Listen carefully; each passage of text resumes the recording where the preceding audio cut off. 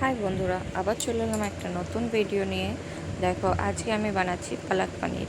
তো পালং শাক আমি আগেই কুচিয়ে ভালো করে রেখে দিয়েছিলাম। তো আমি কড়াই গরম জল করতে দিলাম, একটু নুন দিয়েছিলাম, দিয়ে ওর মধ্যে 5টা কাজু, একটু আদা দিয়ে একটু গরম ফুটিয়ে নিয়ে আমি পালং শাকগুলো দিয়ে দিলাম।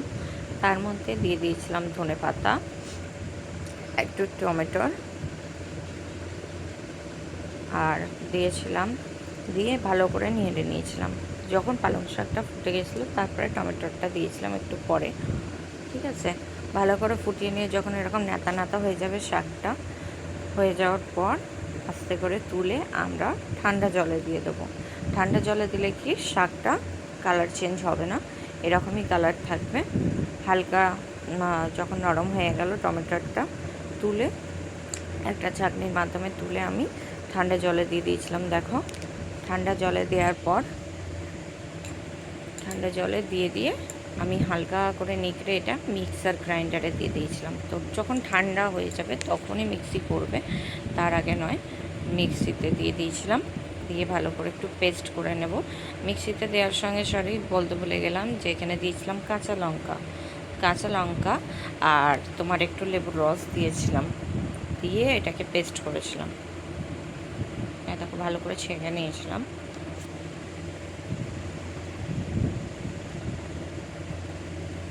কাঁচা লঙ্কা আর লেবুর রস দিয়ে ভালো করে এটাকে মিক্সি করে নিতে হবে, তাহলে। আর লেবুর রসটা দিলে কি কালার চেঞ্জ হয় না, ঠিক আছে, এটা একটা টিপস। লেবুর রসটা দিলে বলে কালার চেঞ্জ হয় না, তাই আমি দিয়েছিলাম। তো মিক্সি করে নিয়েছি, দেখো এরকম ফাইন পেস্ট হয়ে যাবে। তারপরেই তোমার ভালো গ্রেভিটা হবে।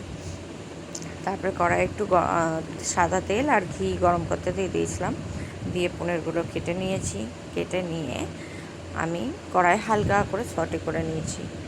হালকা করে করবে, বেশি ভাজলে ভাল লাগে না। আবার আমাদের বাড়িতে কাঁচাটাও খেতে পছন্দ করে না, তাই আমি হালকা ভেজে নিয়েছিলাম, ভেজে নিয়ে তুলে রেখেছিলাম।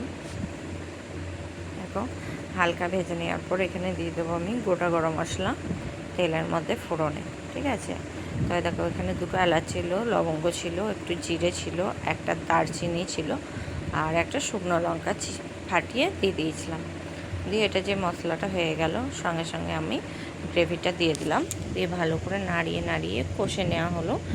ওর মধ্যে একটু দিয়েছিলাম নুন, একটু চিনি আর সামান্য হলুদ গুঁড়ো। চিনিটা হলো যে শাকের তিতো ভাবটা আছে সেটাকে ব্যালেন্স করবার জন্য চিনিটা দেয়, তো দিয়ে নিয়েছিলাম। আর আমি এখানে দিয়েছিলাম একটুখানি গরম মশলা গুঁড়ো, আর দিয়েছিলাম একটু চাট মশলার গুঁড়ো, যাতে একটু টক হয়। তো দেখে নাও, দেখো নুন, চিনি, হলুদ দিয়ে দিলাম, দিয়ে একটু নেড়ে নিয়েছিলাম ভালো করে নেড়ে মিশিয়ে নেবে, যেন কোনো লাম্পস না থাকে। লাম্পস থাকলে ভালো লাগে না। তো ভালো করে মিশিয়ে নেওয়ার পর এখানে সব দিয়ে দিলাম, গরম মশলা আর চাট মশলা দিয়ে। দেখো কালারটা হালকা চেঞ্জ হয়ে গেছে, এটা কষতে হয়ে যায়। তো দারুণ হয়েছিল কিন্তু গ্রেভিটা খেতে, একবার তোমরা এরকমভাবে ট্রাই করে দেখতে পারো, অসাধারণ হয়েছিল।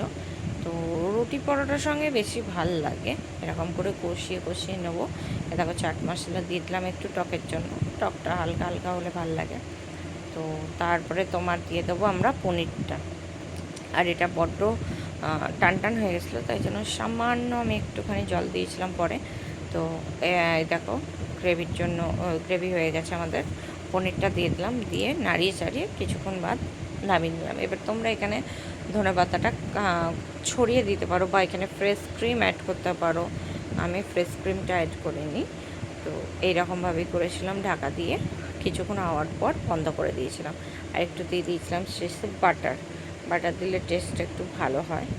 বাটার দিয়ে নেড়ে চেড়ে গ্যাসের ফ্লেমটা অফ করে নিয়েছিলাম।